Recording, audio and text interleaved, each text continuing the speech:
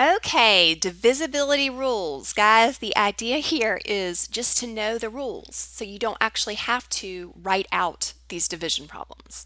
So we're going to do it column by column here. All right, rule for 2 is if your number is an even number. Well, 234 is even, and so is 188. So they both get a check.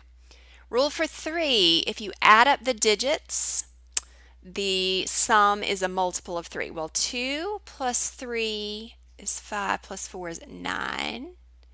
So that works for 3, and while we're at it, it also works for 9 because the rule for 9 and the rule for 3 is basically the same.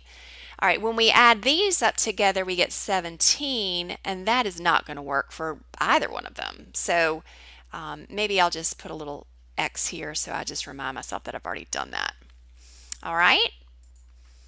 We now get to 4. The rule for 4 is the last 2 digits make a number that's divisible by 4. Well, 34 is not divisible by 4, but 88 is. 4 goes into 88 22 times, so that gets a check. Rule for 5 and 10 are very similar. You just got to look at the last digit. Neither of these end in a 5 or 0, so nothing works for 5 and nothing works for 10. The only thing we're left with is 6, and for some reason this is the trickiest one for you guys. The rule for 6 is you just look at 2 and 3. If it works for both 2 and 3, then it works for 6.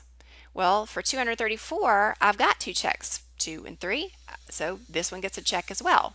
For 188, I don't have a check for 3, which means that 6 is not going to work. So this was your chart answer for this problem.